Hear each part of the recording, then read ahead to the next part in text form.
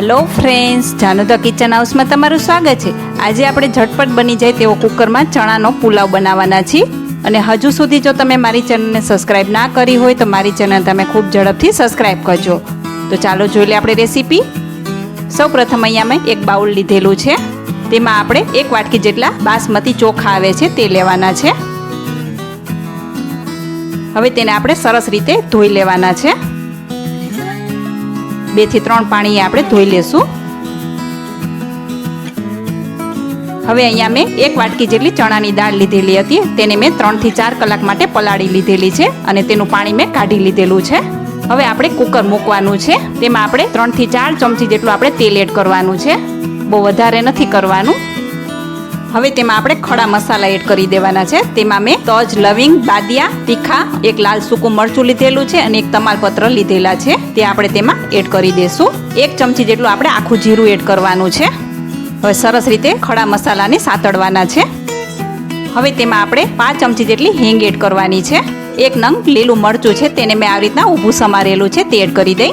અહીંયા આપણે 1 ચમચી જેટલી લસણની પેસ્ટ બનાવેલી છે, તે એડ કરવાની છે। જો તમે લસણ ન ખાતા હોય તો સ્કીપ કરી શકો છો। આ સાંજ માટે ખૂબ ઝડપથી રેસીપી તૈયાર થઈ જશે। હવે તેમાં આપણે 1 વાટકી જેટલી ઊભી સમારેલી ડુંગળી છે, તે એડ કરી દઈ। અંદાજે મેં 2 નંગ ડુંગળી લીધેલી છે, મીડિયમ સાઇઝની લીધેલી છે। હવે તેનો કલર ચેન્જ થાય ત્યાં સુધી આપણે તેને રાખવાની છે। હા, તમને મારો વિડીયો અને મારી રેસીપી કેવી લાગે છે તે કોમેન્ટ બોક્સમાં જરૂરથી જણાવજો। હવે તેમાં આપણે 1 વાટકી જેટલા ઝીણા સમારેલા ટમેટા છે, તે એડ કરી દઈ અને સરસ રીતે આપણે સાતળી લેશું।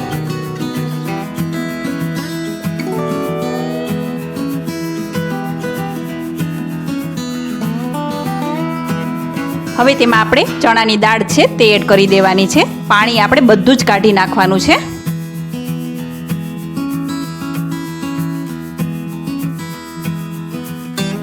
હવે તેમાં આપણે થોડીક વાર સાતળી લેવાની છે। આ પુલાવ ખૂબ જ ટેસ્ટમાં સરસ લાગે છે, તમે જરૂર એકવાર ટ્રાય કરજો। આ સાંજ માટે તો બેસ્ટ ઓપ્શન છે।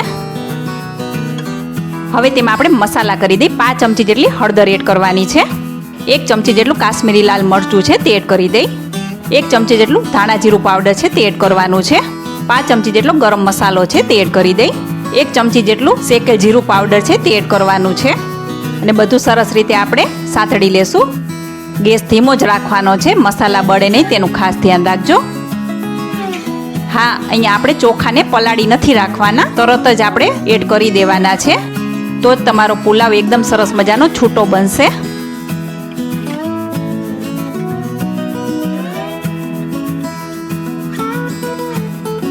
હવે તેમાં આપણે જે બાસમતી ચોખા હતા ધોયેલા, તે આપણે એડ કરી દેવાના છે। તમે જોઈ શકો છો, જરા પણ મેં પાણી રાખેલું નથી।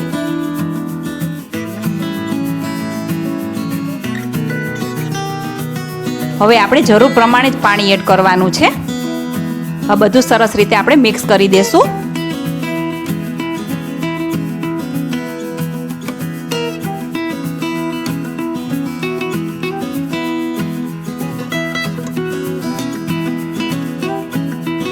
તમે જોઈ શકો છો, સરસ મજાનું બધું મિક્સ થઈ ગયું છે।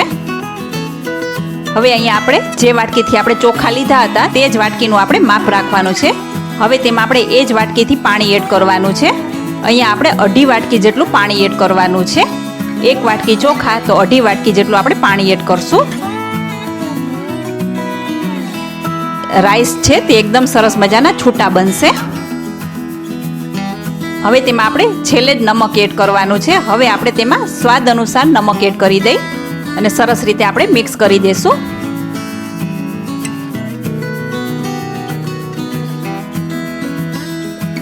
હવે ઢાંકણ ઢાંકીને આપણે 3 થી 4 વિસલ કરવાની છે। 2 વિસલ આપણે ધીમા ગેસ ઉપર કરવાની છે અને 1 વિસલ આપણે ફાસ્ટ ગેસ ઉપર કરી લેશું। હવે આપણે વિસલમાંથી વરાળ કાઢી નાખશું અને ઢાંકણ ખોલી નાખવાનું છે। આપણે ચેક કરી લેવાનું છે। ઉપરથી આપણે કોથમીર એડ કરી દઈ।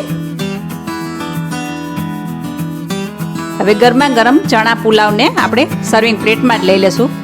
તમે જોઈ શકો છો, એકદમ સરસ મજાનો છૂટો દાણો થઈ ગયો છે। ચણાની દાળ અને ભાત પણ એકદમ સરસ મજાના છૂટા દેખાય છે। હવે આ ગરમા ગરમ પુલાવને મેં મસાલા દહીં અને ડુંગળી સાથે સર્વ કરેલું છે. તો છે ને સરસ મજાની ઝટપટ બની જાય તેવી રેસીપી. તો કેવી લાગી આજની મારી આ રેસીપી? તમે જરૂરથી લાઇક, શેર ઓર સબસ્ક્રાઈબ કરજો અને મને કોમેન્ટ પણ કરજો. ફરી મળીશું અવનવી રેસીપી સાથે. ત્યાં સુધી આવજો.